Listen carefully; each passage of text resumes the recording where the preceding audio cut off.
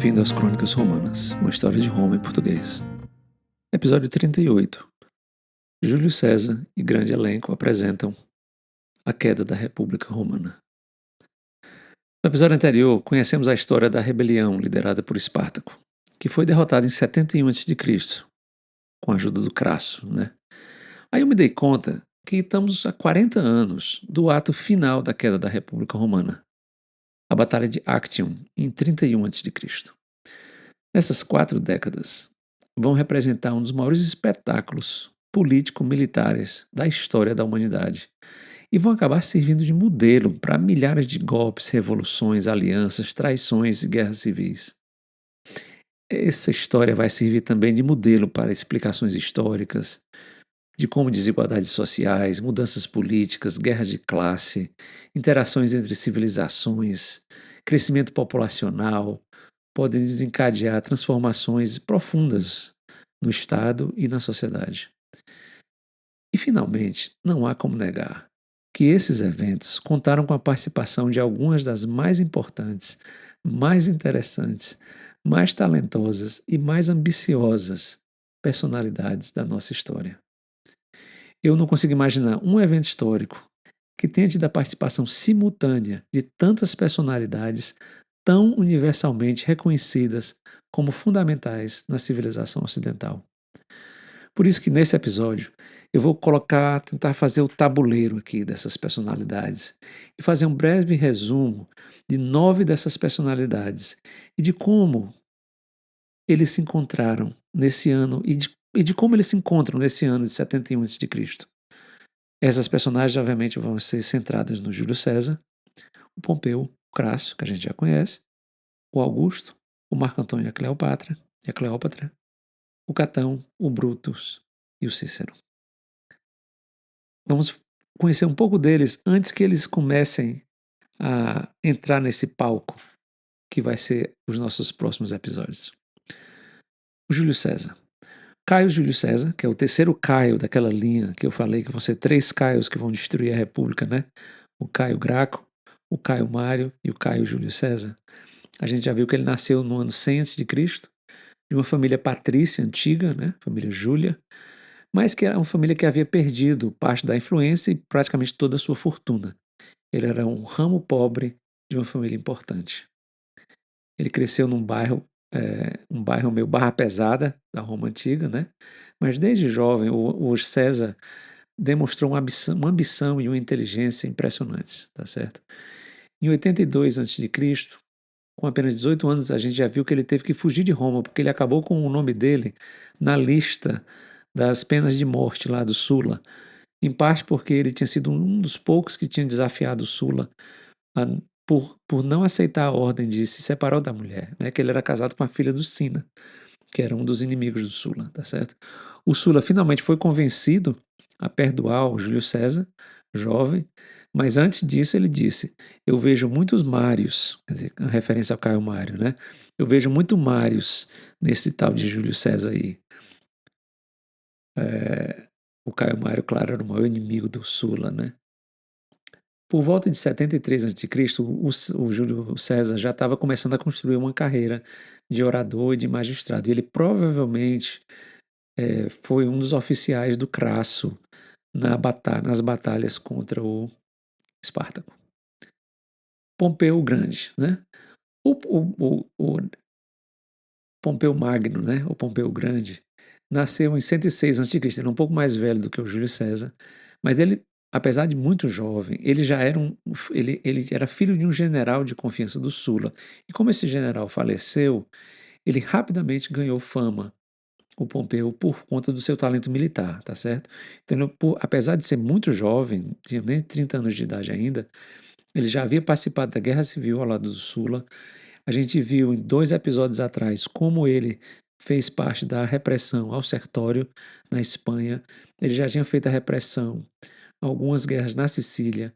Então, mesmo muito jovem, o Pompeu já era reconhecido como um grande líder militar e era visto como uma estrela em ascensão nessa época, tá certo? Mesmo sem ter seguido lá o curso normal da política romana.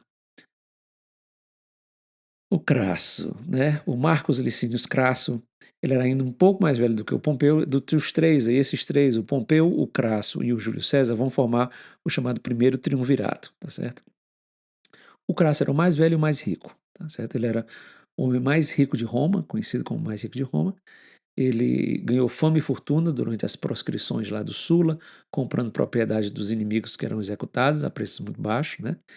O Crasso também, ele é dado crédito a ter sido um dos criadores do Corpo de Bombeiros, tá certo? Porque ele tinha um grupo de escravos que eram bombeiros, que quando tinha incêndio em Roma, que era uma coisa muito comum, que Roma era uma cidade muito cheia de puxadinhos, como se diz em português, havia muito incêndio e o Crasso, ele chegava com os bombeiros dele, comprava a casa e que estava pegando fogo, e aí ele mandava os caras apagarem. Se a pessoa não vendesse a casa, ele voltava pro quartel dele lá com os bombeiros. A gente viu que o Crasso foi o líder da repressão ao Espartaco, né, e à Revolução em Roma, e foi aquela pessoa cruel. Ele fez a dizimação dos soldados romanos e também fez a crucificação de 6.000 escravizados capturados, tá certo? O Crasso e o Pompeu vão ter uma rivalidade muito grande. O Pompeu como grande líder militar e o Crasso como grande líder financeiro, tá certo? E o Júlio César vai se aproveitar disso, a gente vai ver, e ele vai ficar no meio dessas duas pessoas, tomando vantagem de um e de outro.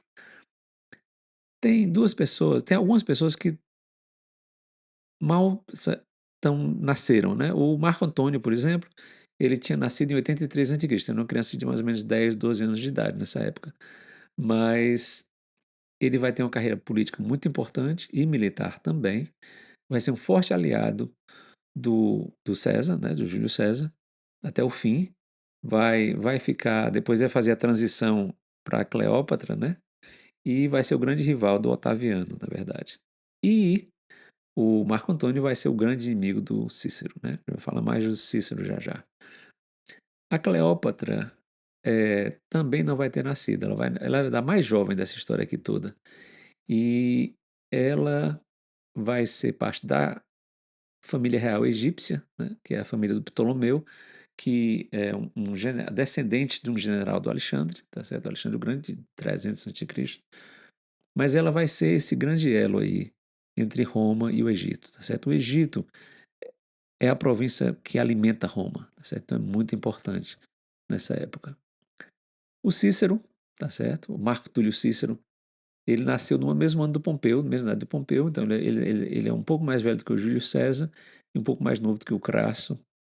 Ele era conhecido, ele era como Caio Mário, ele era um homo novus, né? Ele era um homem novo, um homem que não tinha nenhum cônsul na sua família, então não tinha tradição política, tá certo? Ganhou fama como advogado, tá certo? E como orador brilhante. O Cícero é considerado até hoje como um dos maiores oradores da história da humanidade, um filósofo, conhecedor profundo da cultura grega, tá certo?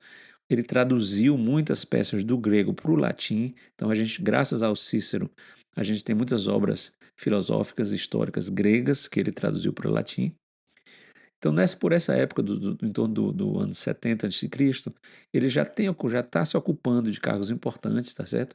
E já estava criando a fama de grande advogado. Ele, inclusive, teve a coragem de defender, de acusar um dos lugartenentes do Sula de corrupção, tá certo? Então, o Cícero era um republicano convicto, tá certo? Ele vai ser um espectador e um participante ativo desse processo de decadência da República, onde ele vai estar sempre tomando o lado do Senado e das tradições políticas importantes. Outra pessoa que vai ter um papel fundamental, que ainda não nasceu, é o Brutus, né? Que é o Marcos Június Brutus, que vai nascer daqui a uns 10 anos. E ele vai ser aquela peça fundamental na conspiração do Senado contra o Júlio César, tá certo? O Brutus, ele era órfão, tá certo? O pai dele havia sido morto pelo Pompeu e ele foi adotado por uma outra figura importante nessa história, que é o Catão, o jovem, que a gente vai conhecer já já. O Brutus vai desempenhar um papel muito importante no assassinato de Júlio César e a gente vai também conectar essa história com uma história que a gente contou no começo desse podcast, no episódio sobre a criação da República Romana. E aí a gente vai ver como essas histórias se conectam, apesar de estarem separadas por 500 anos. O Catão, o jovem, ele é o Marcos Porcius Catus, né? Que é o Catão jovem porque ele é bisneto daquele Catão, o censor, o Catão velho, que a gente conheceu 10 episódios atrás. O Catão, mesmo jovem, ele demonstrava aquela rigidez moral, tá certo? E uma paixão pela tradição republicana. Nos anos 70, ele tinha entre 20 a 30 anos, ele vai ser o mentor do Brutus, né? E vai estar dando, nessa época ele está dando os primeiros passos dele na política, ele já era conhecido por uma integridade inflexível, tá certo? Que era algo muito raro em Roma nessa época. Roma já estava se corrompendo muito. E o Catão jovem acaba tendo essa figura da pessoa conservadora e muito virtuosa, né? E por fim, uma pessoa que ainda não nasceu, mas que vai fazer parte dessa parte chave dessa história, vai ser a pessoa que vai ganhar nesse Big Brother aí, né? É o Augusto, o Otaviano.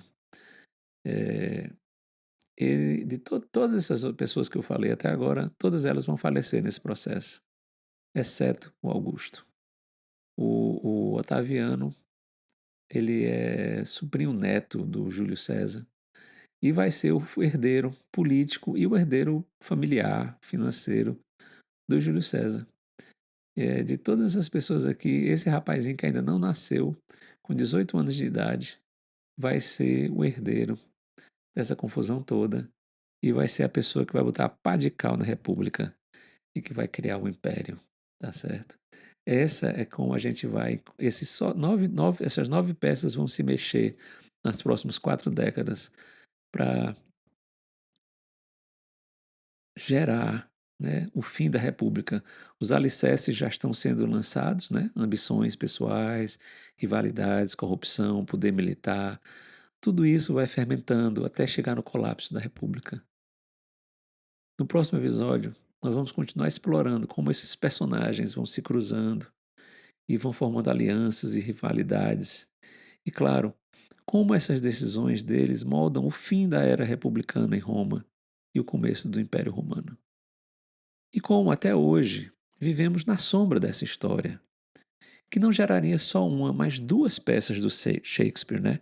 O Shakespeare escreveu Júlio César e outra peça chamada Marcos e Cleópatra, que são as 2 peças que ele baseia tudo nas histórias do Plutarco. E também geraram incontáveis livros, filmes e até mesmo podcasts. A gente se encontra